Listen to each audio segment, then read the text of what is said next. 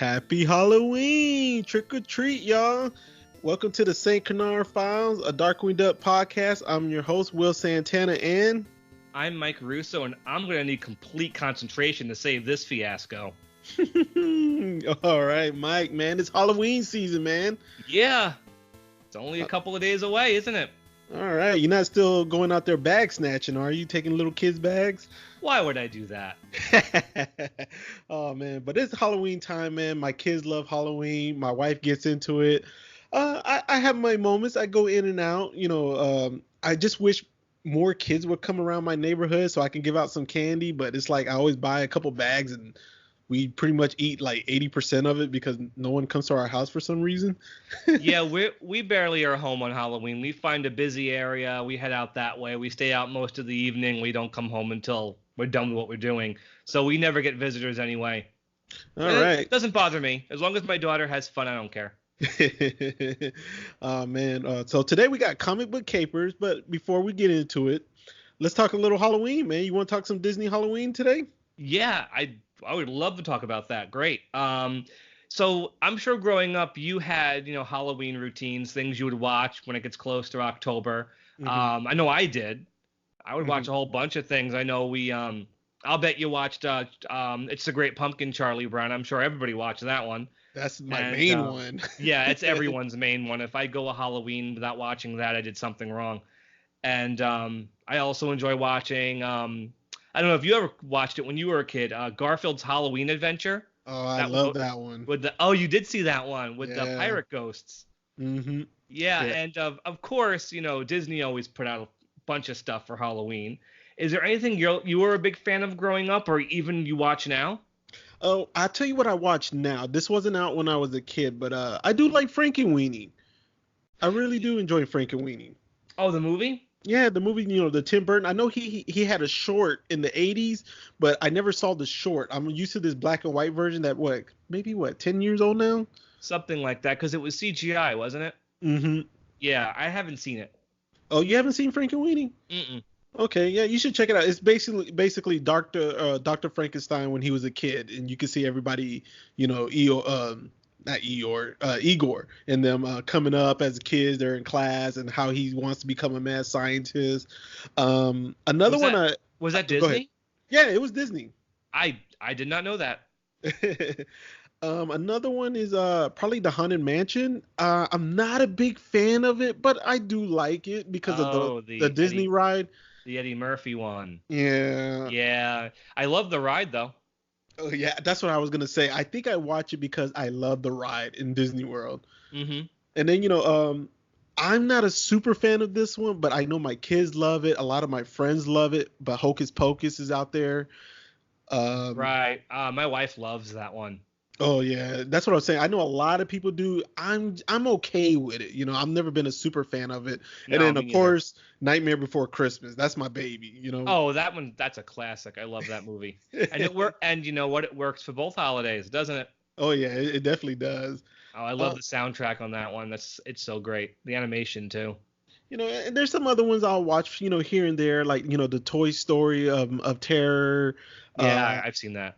Yeah, I think Winnie the Pooh had a Heffalump Halloween one also, didn't they? Winnie the Pooh had so many direct-to-video and television specials and things. I'm sure he did. I can't think of any other Disney ones that I really watch faithfully like that. You have any? I have a couple, actually, and these go way, way, way back. One is the Adventures of Ichabod and Mr. Toad, specifically the Hollows portion of that movie. Mm-hmm. That Headless Horseman bit, that's just great. I love that. Yeah, that's a good one. That's great. And the other thing I like is the Donald Duck short, Trick or Treat. Oh my God, I can't believe I forgot about that one. That's another great. That's like one of the best Donald Duck cartoons, honestly. And I love they got June Foray voicing Witch Hazel in that one. Mm-hmm. And June Foray, we haven't talked much about her because she did not appear on Darkwing Duck. Oh, yeah. Yeah, so it's one show she was not on. I don't watch this one faithfully, but it was a Betty Boop episode with the skeletons, and I remember like that song by Cab Calloway was on, like hidey Right. hidey hidey hide. That one. Yeah, I know what you're talking about. I don't remember the name of that cartoon though. Yeah, that was one. That's one that I'll probably always watch every like maybe leap year or something. But I do Yeah, like that one. and then of course we have Looney Tunes cartoons, also with Witch Hazel. Hmm. So those are good for Halloween as well. So there's a whole bunch of stuff you could watch on Halloween. I mean, Great Pumpkin is number one, obviously, Oh but yeah, and then of course you got your adult ones, Freddy, the Halloween, and Friday the 13th. see, we just recently talked about this on Film Flam, but I'm not a big fan of horror movies like that. I'd I'm rather. not either. I'm more in the old school ones. Like Beetlejuice is good enough for me. Oh, I love Beetlejuice. Yeah. Not a big Addams Family guy. I'll watch it, but I'm not crazy about it. Then you got some of the other animated ones like Hotel Transylvania, Court's Bride. Right. Yeah, there's But quite a if bit. but if I'm gonna go old school, I'm gonna go all the way back to the Universal Frankenstein and Dracula and the Wolfman, those old movies too. Oh, And okay. So that's we're going Universal now. when I say old school, I mean like black and white. Okay. I know we don't want to stay on this topic too long, but what's your favorite Universal monster? I'm gonna have to say Frankenstein. That's your favorite monster and movie? We asked me specifically for monster, so Okay. as far as monster goes, it would be Frankenstein. Favorite movie? Hmm. Now, I guess this is a bit of a cheat, but I like Abbott and Costello Meet Frankenstein. I Okay. I love that movie. I, It's this great balance of comedy and horror that works so well. Have you seen it? no, I have not seen that one. I mean, I know it's an older film, but if you ever get a chance to check it out, it's really funny. I think for me, for monster, I'm gonna go with Invisible Man. I've always liked him for some reason. And Right. then for the movie, I might have to go with the Spanish Dracula. I've always liked that one. The Spanish version of Dracula. You've never seen it. Oh, you never seen the Spanish version? Mm-mm.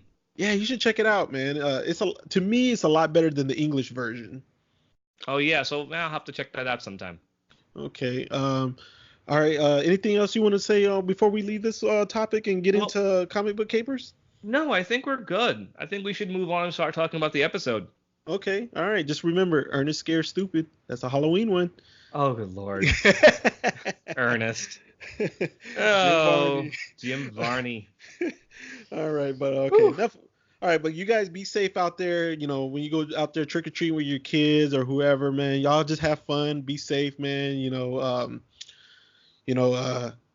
have some good costumes. Matter of fact, submit some photos, man. I'll post some of that. Go with Yeah, the time. if anybody here is dressed up like a Disney character, let us know. Mm. And yeah, send us the photos. With cosplaying and stuff, because that's a good time for y'all to bring some of y'all cosplay stuff out there. Absolutely. Even if you've done it in the past, we'd love to see photos. We have a visitor section of our Facebook group. You can post in there. We'll check it out. Okay. All right. All right. Comic book capers, Mike. Mm-hmm. I love Before this episode. I love this one too. And did you know that this was not this episode's original title? No? Nope. Oh. Well, what's the original title? The original title was Comic Book Classics. Oh, okay. Yeah, I don't know why they changed it, but I'm glad they did. Okay. Well, did you read comic books growing up? Um, yes, not the superhero stuff though. And Okay, I don't so really you're think not I've a ever. Marvel and DC guy, huh? No, I collected Disney comics, the Ninja Turtle comics. So yeah, I guess some superhero comics. I Mhm. did have the Ninja Turtles too. But Disney stuff as well. I had like I've said before, the Rescue Rangers, the Tailspins, the Darkwing Duck. I Mhm. bought Ren and Stimpy comics, Animaniacs comics, Godzilla comics. Oh, I do have the Marvel Godzilla comics from back in the 70s. So I guess Okay. I lied when I said I didn't have that old stuff. So I did. I collected comics.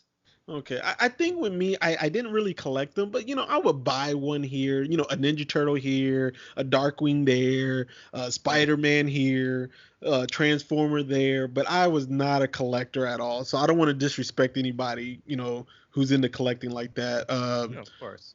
Yeah, especially with the Marvel and DC guys, they get really ticked off on the movie sometimes when it doesn't match the comic books. Yeah, I know. I have friends like that. Yeah, I got friends like that, and I understand their pain on it too because I'm way off subject here, but That's uh, okay. I know with Transformers, Michael Bay movies, I am a hardcore G1 fan. A lot of people know I'm a Darkwing Duck fan from this podcast, but Transformers to me cartoon is very close. The original G1. It is very Right. close. Yeah, dude, I'm a diehard Transformers fan. And the Michael Bay movies, when they do not, connect the movies like the way G1 was, Right. oh man, I get so ticked off. So I understand their pain, man. Those Marvel guys. Yeah, I know. I mean, I've mentioned it on the podcast before, but I'm a big Godzilla fan, but I prefer the old films from the 50s, 60s, and 70s. So Mhm. when new versions do things that don't quite gel with the older films, I'm not a big fan of that. So I understand too. Okay. I get it. All right. So comic book capers, Mike. When was the air date and production date for this? Tuesday, September 17th, 1991, and it was the 33rd in production order. And it's the second Megavolt episode to air, although it was the third one by production order. Now, interesting about the way it aired, I really feel like I know we had two Bushroot episodes that first week, but they were spread apart with one in between, and Bushroot wasn't a big feature of that second one. But Hmm. I feel like by putting two Megavolt episodes together, one after the other like that, and both of them being so strong, I feel like at least when I was a kid, that was an indication to me that Megavolt was going to be the most important villain, you Okay. know? Hmm. And he's great in this one. And Yeah. it was like a double whammy at the beginning of that week to get two Megavolt episodes in a row, and both of them are really great. Hmm. So yeah, Megavolt, and we have our story editor is again Carter Crocker, and our writers are once again John Benke, Rob Humphrey, and Jim Peterson, some strong writers, Oh which is yeah. great because this is a very strong episode, and it's definitely a special one too. You could tell everyone making this one really wanted to make it great. And who animated this one? This one, okay, everyone listening, get ready for this. This one was animated again at Disney Australia, who I can't think of a better fit for this episode. Like they're great. I mean, their stuff is hit or miss. I mean, there's not everything is great in the episode, but where they really shine. And I won't go into details now. When we run down the plot, when we get to the spots where I think they're just nailing it, I'm gonna geek out about it. So don't don't. I'll do this with every Disney Australia episode. Thank God there are only 9, right? Hmm. Um, so yeah, Disney Australia. I think this might be one of my favorites of all the ones they did. So is Uh, this top five? yeah, you know what? I think as far as like iconic important episodes, I would Hmm. definitely put this in top 5, and Oh, okay. it's probably close to top 5 in my personal favorites list too. Hmm. So it's really high up there because it's Okay. just a really clever, visually interesting episode that you can tell everyone just wanted to make super special, you know? Hmm. So let's get right into the plot then. Comic book capers. All right. Darkwing's at that comic book production company, and Let's back up a little bit. He's being chased down an alleyway by Megavolt, oh yeah, yeah, yeah, yeah. He's and getting. he's in full panic mode here. Oh yeah, the eyes popped out. He's shivering.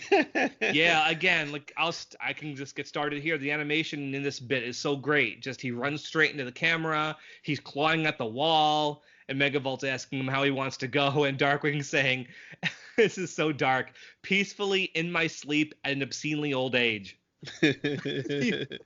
And it's great. Just the expressions. He's so desperate. I love it. And he's on the run like a big giant coward.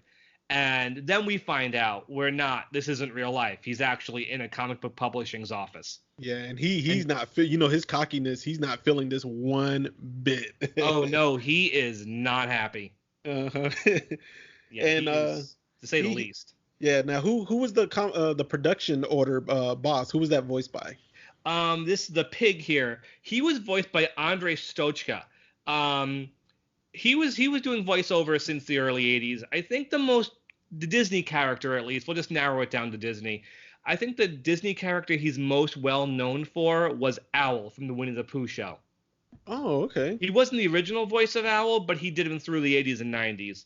So Okay. I think that's the role he's most famous for. But yeah, he's doing this pig who's telling Darkwing they had to change his character because they felt he was too larger than life. Hmm. And Again, Darkwing is not happy. Yeah, he's not happy. He decides to take over. He said no one can write a Darkwing comic better than him. Yeah, because he wants to make sure that how can kids pattern their lives after him if they think he's a coward? Yeah. So that's just nice and selfish, right? What an ego. There's definitely a bit of Daffy Duck in him in this episode. Mm-hmm. Like, I feel like this is, like, a lot of people have compared him to Daffy, and I always like, not quite. But this one with this huge ego, I feel like this is definitely, he has this Daffy Duck thing going on in this episode. Yeah. So then Darkwing goes home because he's going to work on the comic book by himself. Yeah, he's Drake now, right? He's Drake, and he's hiding out. I think it's his bedroom. I can't quite tell. I thought it was the attic or something. Not yet. Okay. He does go up in the attic, but he's starting off, I guess it's his bedroom. And he's not letting Goslin and Launchpad in. Mm-mm. Yeah, so he starts writing the story. Of course, he's awesome. And yeah, you know what's interesting? It's the one thing about this episode I don't quite get. He's writing a comic book on a typewriter. Yeah, that is true. Is that something you do? I don't think so. Yeah, because they showed the pictures of the, like, each frame, like, when they get into the story, like, as he starts typing it. But he's clearly sitting there typing words. He's not drawing a comic. Yeah. And this would bother me more than it does if this wasn't Darkwing Duck. I don't care that much because this is probably the easiest way they could have done this. Mm-hmm. But still, I don't think this is how you make a comic book. But so how does his story start off, Mike? He barely knows how to start it because he can't come up with a good enough adjective to describe himself. So many adjectives, so little time. Yeah. And I do like that when it shows not like the animated parts of the comic, the actual panels, I like how he's colored different. I noticed that his mask was red and then his purple was like a dark purple, wasn't it? Yeah, or at least black. And I feel like that's fine because it differentiates real life from the comic. And also, comics didn't always have the most accurate colors, at least back then, especially back in the golden age of comics the silver age of comics, I should say, that Taz Stone's always enjoyed. Back then, they didn't use a lot of colors and not everything was colored properly. So having them be tones of red and black definitely works because it just sets a nice mood. Yeah, to expand what you're saying about the color, I remember some of my DuckTales and just old Donald Duck comics where Huey, Dewey, and Louie all had the same color on. It made it a lot easier. I think part of the reason, now I might not be right because I'm not a big comic historian. Back in those days, especially in the 40s and 50s, most comics, have you ever heard of the term four-color? Four-color comics? That's only because back then, most comics only had four colors. So they had to be careful with the colors they used. Mm-hmm. I think that's why Huey, Dewey, Louie, and Donald Duck always had black outfits in those comics. Mm-hmm. Because it's less colors to use. And I think that's kind of what they're going back to with what they're doing here. I could be wrong. Okay. But even if I'm wrong, it's just a nice way to differentiate the panels of the comic to reality.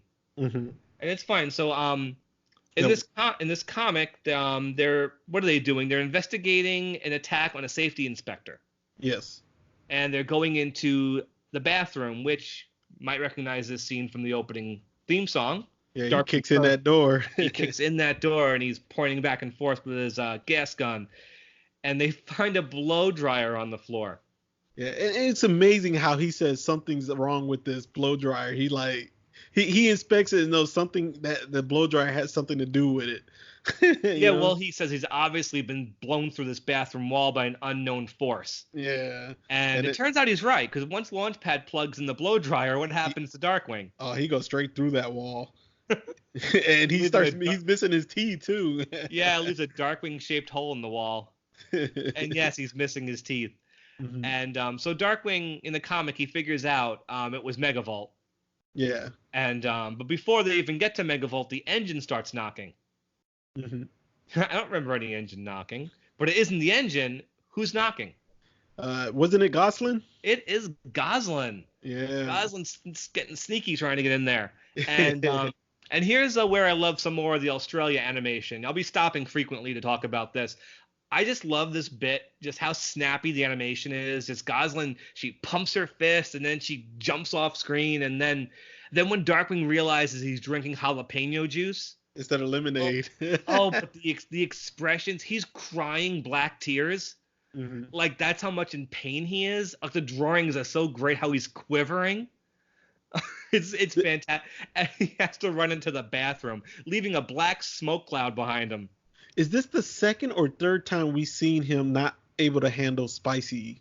Well, we Uh, had the primate punch, the flaming red hot chili peppers from the Posey episode, and now we have the jalapeno juice. So that's okay, three. that's three so far. Okay. Yeah. Yeah, and then Gosling takes advantage of him. She jumps on that typewriter and she gets going, and we And get slugs. we get another slug.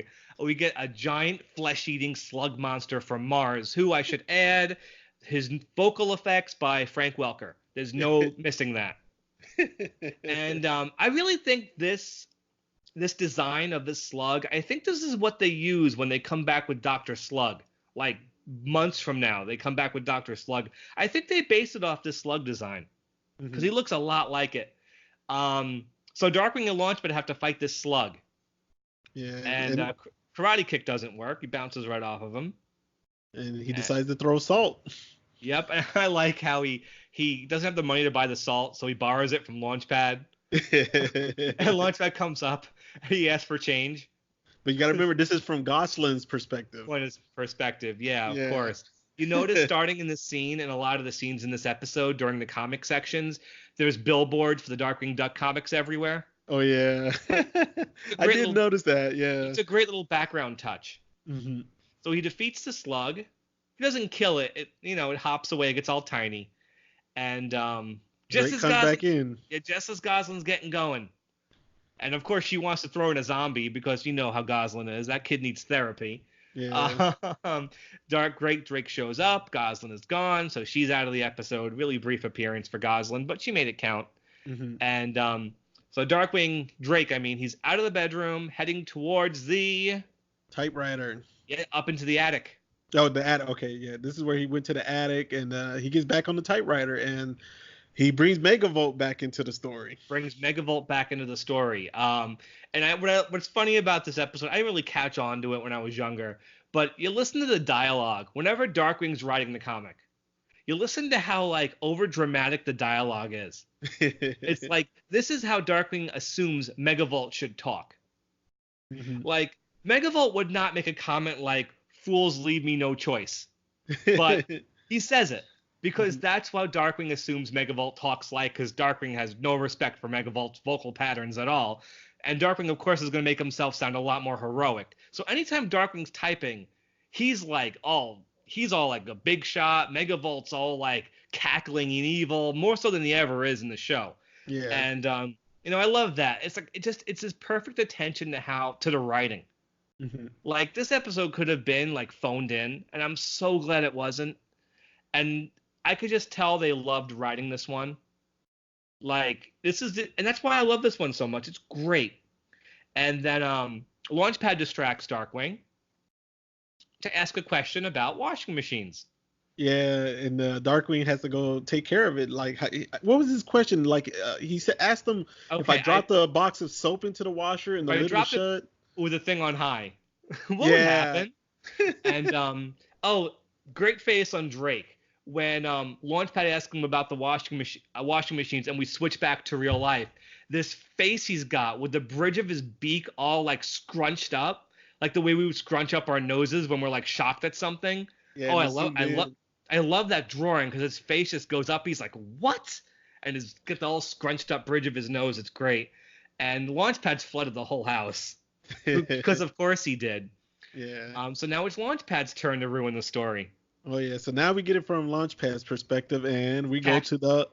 Well, first, did you catch the Mickey Mouse mention? Yeah, I did catch it. It's funny how he mentioned it. I remember thinking like, can they do that? Can they mention Mickey Mouse? Like, are they allowed to do that? Because back then, Michael Eisner did not want Mickey Mouse in the TV shows. He did not. In fact, in the 80s, well before Darkwing Duck, I think well before Rescue Rangers, Tad tried to write a TV special. I think it was a TV special. It was called Mickey and the Space Pirates. I think that's what it was called. And they did not want to do it, as far as I understand, because they did not want to do a TV show with Mickey Mouse. Learn something new there. And even when they did a Bonkers episode with Mickey, you only heard his voice and you did not see him.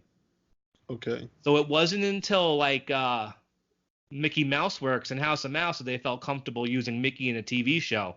That's how long it took. But it's just funny. Launchpad mentions them. It's a quick mention. But then we have Cowboys and Indians. Yep, the Wild Wild West. Which I don't think they would do now, but whatever. You know, it's funny. So Darkwing's a cowboy, Launchpad's its sidekick, and we got Megavolt as Big Chief Power Bill. He changed Darkwing's name too, didn't he? Death Valley Duck? Death Valley Duck. I breezed right past that. Death Valley Duck fighting Big Chief Power Bill. And Megavolt's got a little assistant, doesn't he? Mm-hmm. I think this is the best part of the episode. He's got, what's the name of the assistant? I don't remember what his name was. Oh, Little Running Gag. Oh, that was the Indian that was behind him, right? Yeah, throwing the pies at everybody. Okay. Yeah, I did not know that was his name. Yeah, and oh my God, you got Jim doing Darkwing's voice, but as a cowboy. It's like, and he even asked Launchpad if he sounds different. Now, this pie? What is that pertaining to? Also, Mike? Custard's Last Stand. Oh my God, these puns! But it's Darkwing, and I just love it. But there's like, speaking of, I guess this isn't puns, but Megavolt says, "Duck born with silver spoon and mouth, speak with forked tongue. If you can dish it out, I can take it." And Darkwing says, "Much more of this, and I'll need a full play setting." Now, this pie this is also in the theme, right? Yes, not this shot, but the pies do come back, and they do use a shot in the theme song about these pies. And of course, the character wouldn't be called a Little Running Gag if he didn't come back later. And yeah, so Megavolt is throwing these arrows at Darkwing, and then we cut back to reality, and Launchpad has his finger stuck in the typewriter. Oh yeah. Did you catch the animation mistake? No. What was the animation mistake? Drake pops up the landing of the stairs and points at Launchpad, and he's colored as Darkwing. Oh, I didn't catch that one. Mm-hmm. With the mask, with the purple jacket and everything. Mm. So but this kind of thing happens, especially with Disney Australia. They were a pretty new studio when Darkwing got started, and they're, like I said, they're kind of rough in spots. The animation is not perfect in a lot of scenes. I mean, where it's good, it's really good. But there are a lot of scenes where there's like an animation mistake here or there. But it's also, like I said weeks ago, this is a show where they have to get 65 episodes done in a year. You know, these things are going to happen. Yeah. So Darkwing takes the typewriter and goes to the garage. Yep. Now he's in the garage, and who pops up, Mike? Well, not yet.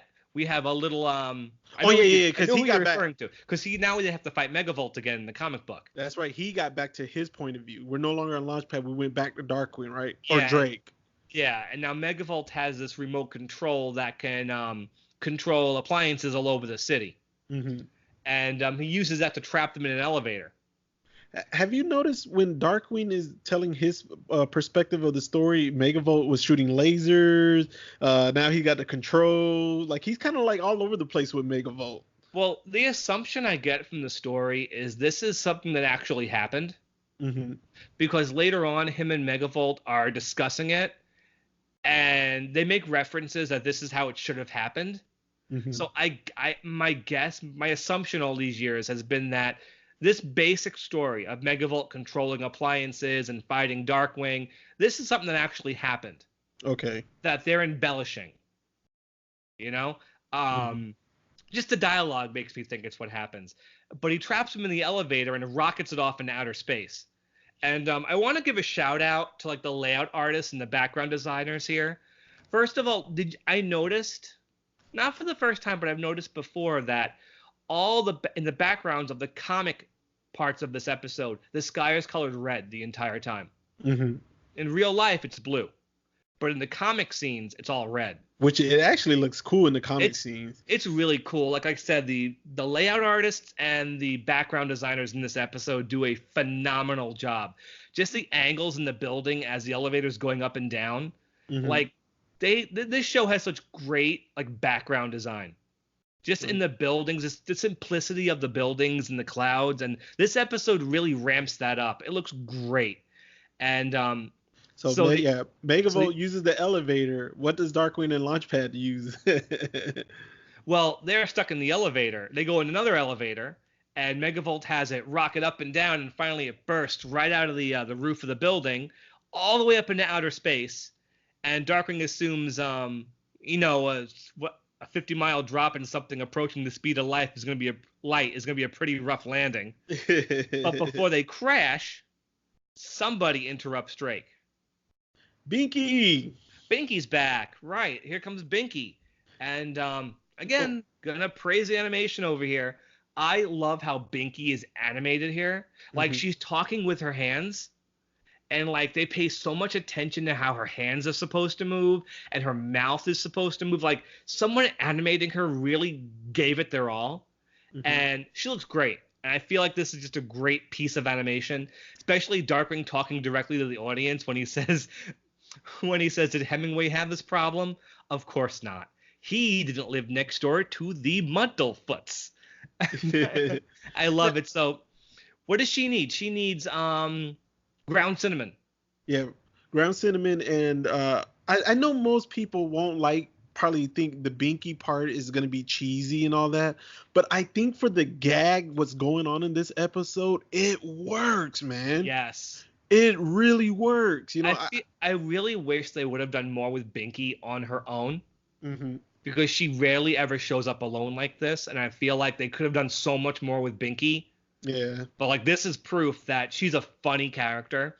Especially when she sits down and starts reading the comic and she has this big smile on her face. She looks at it for like a half a second and that smile drops. And the drawing of her horrified is so funny. Like she was not expecting. She thought it would be really cute. And whatever she read, it horrified her. And she says, with reading material like this, it's no wonder children grow up to be cruel, despotic dictators. So that's Binky's character in a nutshell. She is way too wholesome. Yeah, and how does her background from her perspective appear? Oh, all cutesy. Oh, yeah. You got bunnies, you got birds. And the chirping bird, I will say it, that is Frank Welker again. Oh, I did not know that. He's in the credits. He earned his money that week. A slug and a bird. I think it's the only voices he did. Yeah. Not even voices, animal sounds. Like I said, he can do anything. Honestly, any animal you name. Yeah. I just wish her perspective would have been a little longer because we only get to hear Darkwing make a comment real quick through a bunny. Right. Well, it doesn't take long to get a cup of ground cinnamon, I guess. And so he chases Binky away, and he finally decides to go up to the tower, the bridge. Yeah, to do this himself, but no one could bother him. And he's on the right track. Nobody does. But so then we cut back to, he's writing the story again, and the elevator hits the ground so hard it sucks up the entire landscape. And that's a really old joke. They've done this in old cartoons going back to the 40s. I can think of one Bob Clampett cartoon. It's called A Tale of Two Kitties. It's actually the first cartoon that starred Tweety. And one character gets hit with an anvil so hard it sucks the landscape all into this hole. And I'm not saying they referenced it, but it's a common gag. Yeah. So they pop up and who pops back up, Mike? Darkwing and Launchpad. They're all beaten up after falling into the hole, unless you mean something else. I'm meaning something else. Who shows up right now? Little running gag comes back. I may have to hurt that guy. Oh, little running gag. So they get back into the story. And okay, so this bit with Megavolt, they called me mad, they called me insane. They were right. And that line is so great, they use it again in another episode. Like it's perfect, but the animation here on Megavolt, like I don't know if you watch these episodes with an eye on the visuals like I do, but I just love the way they animate Megavolt here. It's got so much vitality to it that I wish Disney Australia had done more episodes with more of the supervillains, because he's got so much life and just fluidity to him. I wish they had done Quackerjack. Okay. Yeah, I know. You don't have the eye on the visuals the way I do. But I will say this. The animator working on this scene, Okay, this one scene, another one coming up. Do you know what this animator worked on about 3 or 4 years later? What's that? You've seen a Goofy movie, right? Yes. On it, obviously, the most iconic scene in that movie is toward the end at the Eye to Eye concert when they're doing the perfect cast, right? Mm-hmm. The animator in this scene did that scene. Oh, okay. Yep, I can tell by the style. It's definitely this guy, and I wish I knew this guy's name. He's my favorite Disney Australia animator. I don't know if Tad would know. I don't even know if he's still listening. If you are listening, Tad, and you know the name of this animator, let me know. But if you don't, that's okay. And so Megavolt comes at them with a vacuum cleaner, right? Yeah, and then that's when Darkwing took the remote, right? Yeah, when they remember they jump out the window. That's in the theme song too. Mm-hmm. And they jump out the window, and he takes the remote, right? And Darkwing's getting so into the fight that he knocks all of his papers off the ledge of the bridge. Yeah, they go flying across the city of St. Canard. Yeah, and they go right to a certain villain's lighthouse. Yeah, what a coincidence, huh? What's Megavolt doing before the papers hit him in the face? Wasn't he in a robe? Not in a robe. He is professing his love to a light bulb. Oh, I didn't even realize that. Oh, you know what? Yeah, I remember it now. And then you're the Ampere of my eye. Oh, Megavolt. You're so messed up. Now, I did pay attention to the animation on this scene because I noticed his hat kept popping off. Yes, I was gonna say that. Yeah. This is the same animator again. Mm-hmm. And this is another bit where the animation is fantastic. Just the paper hits him in the face, and you see his hands flying all over the place, pulling it off of his face. And as he's reading it, you see his hat, like it's popping off of his head. It's like it's lighting up too, you know, lighting electricity. Up. When he's mad, as he's reading it, there's a crackle of light on the hat. They don't do that on the show very often. They don't really pay attention to that, but it's just a little detail that adds so much to it. And just that bit where he's like a comic book starring Darkwing Duck. What's the world coming to? Just look at his face. Look at how he's talking. It's just the animation. This is animation that's too good to be on television. Like, in my opinion, it is just really great.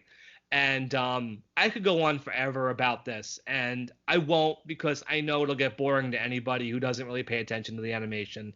But this is one of those things that really attracted me to this show, just animation like this. Mm-hmm. And so is Megavolt aggravated? You know, that's an easy word for it because everything in the comic is wrong. It's not how it happened. Of course not. Not from his perspective. Not from his perspective. Although Megavolt's perspective probably was a little bit more correct. Oh, yeah. So Megavolt goes to work rewriting it. Interesting. Megavolt isn't typing. He's talking into a microphone, and the typewriter is typing for him. Mm-hmm. Which is a nice little touch. Yeah. And in the comic, what does Megavolt decide to do with the remote control? He becomes a super Megavolt.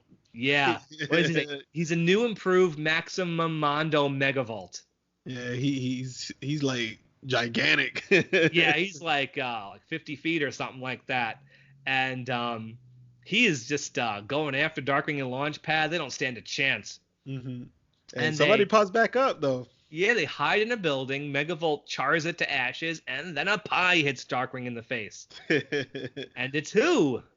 A little running gag. I was wondering what happened to you. Oh, it's great. It's just there's so many gags that just keep coming back in this episode. Yeah. And so back to real life, Darkwing pops up. He's trying to follow all the pages, and he follows them into the lighthouse. And you know, last episode, I know I talked a bit about his relationship with Megavolt and how they have this kind of frenemy relationship, but other characters don't have with Darkwing. It's just so funny that Megavolt's he hasn't done anything wrong. So Darkwing just is able to walk into the lighthouse. And they're just debating the comic, you know? Debating. There's no fight. Megavolt hasn't done anything wrong. And they know each other so well, they can just get into it. They can just have an argument about things. Yeah. And they're sitting right next to each other having a fight, like, you know, oh, you should be 20 times smaller. This isn't what happened. I can beat you no matter what size shoes you wear. Back and forth. And it's like if Megavolt wasn't nuts, these two could be friends. And it's the funniest damn thing. That's a relationship between Megavolt and Darkwing. Yeah. And Jim and Dan, they just sell their relationship. I'm assuming the two of them were together in the same room I know they were when they recorded this stuff, because you can just tell. And so the fight is going on again, and Super Bunny shows up. Super Bunny shows. I was just gonna mention Super Bunny with a cape and everything out of absolutely nowhere, and but it's a little too early for Easter, so goodbye Super Bunny. Mm-hmm. So he's gone, but not gone completely, as we will see later. So the giant slug shows up. They hide in a building, and they suddenly show up back in the nice, pleasant little forest where Binky was doing her story. And you got the slug, and you got the giant Megavolt, and you have the two horses from earlier. And strange, right? Yeah, it's all over the place. But it's funny. Like I'll mention this here because we have Binky's background and the desert background basically side by side here. And a lot of people, like I said before, always compared Darkwing Duck to more like Looney Tunes than Disney. And just look at these backgrounds. And then go watch. Now, if anybody listening is interested and loves classic cartoons, look at these backgrounds and then go watch a Chuck Jones cartoon from the 1950s.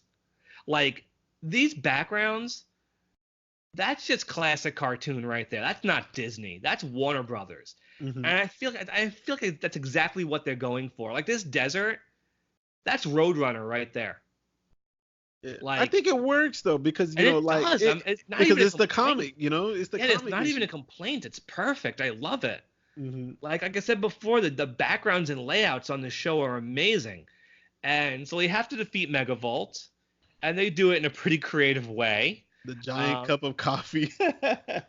What does Megavolt say? Do you remember? No, what did he say? I've been percolated. Oh, yeah, percolated. That giant cup of coffee. Oh, and it works. And it's funny, though, like, as he defeats him, Darkwing just walks off from his hideout. Yeah, just walks off. Like, why do you right down the stairs? Because it's my comic, and I'll see you in the funny pages, and Darkwing just leaves. Mm-hmm. And did you catch that really cool scene transition? Megavolt hits a key on the typewriter and the screen breaks and falls to pieces. Yeah, I did catch that. That was pretty cool. That is really cool. There's a bunch of scene transitions like that in different episodes where they get clever with it. But this one's neat. Mm-hmm. So we're back in the publisher's office, reading Darkwing's comic, and Darkwing's all like, he's looking at his fingernails, he's just chilling because he thinks he's like the best thing in the world. But is he? What does the publisher say?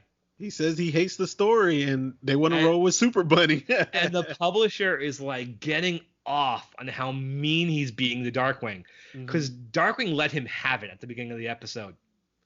And he's throwing it right back because karma sucks. Yeah. And look at this guy's face as he's talking to Darkwing. Like, look at his eyes as he's acting. The next time you watch this, like his pupils are dilating. It's like they're getting all, they're getting tiny. They have these big blue irises, and he's just like, he hates it. And Darkwing's like cowering into a fetal position.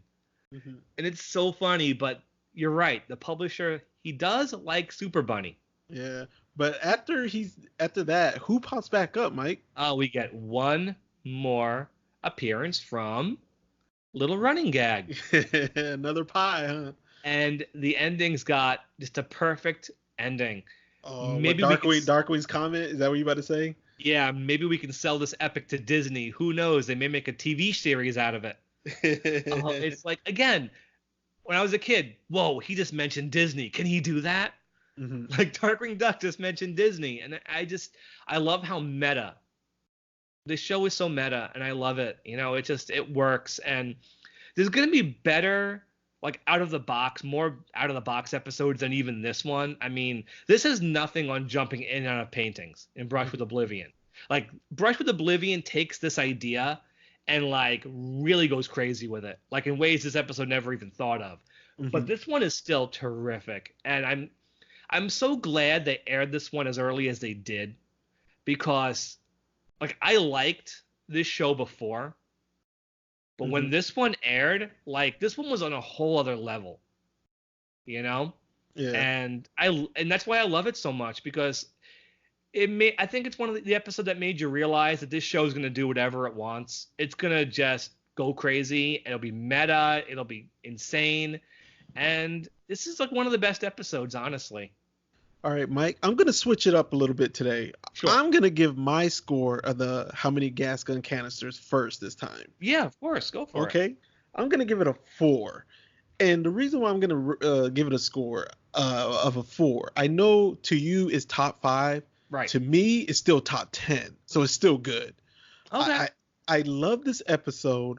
I love the perspective of it from, coming from everybody's, own perspective. You got Binky, you got Gosling, you got Launchpad, you got the villain, Megavolt, from him, from him to tell his side, from his perspective of how the story will play out.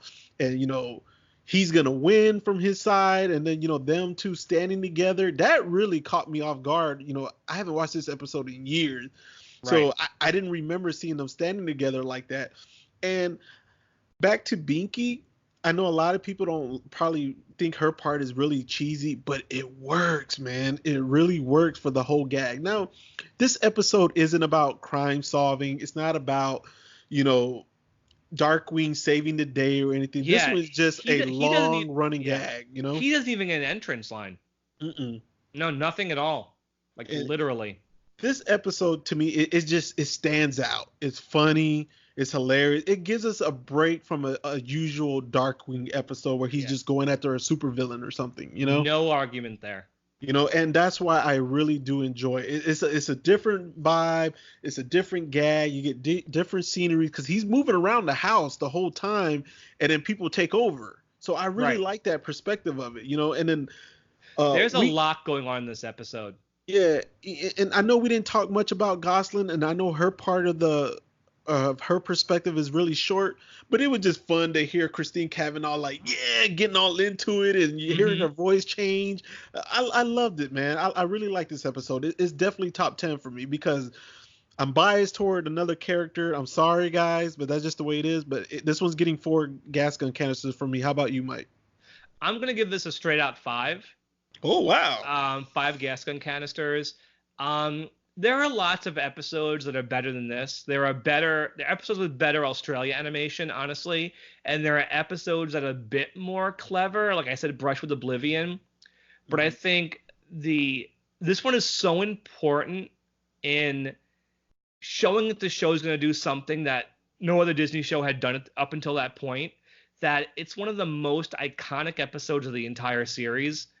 And because it aired so early and made it clear that Darkwing Duck was a very special show, I can't give this anything lower because of how important this episode is.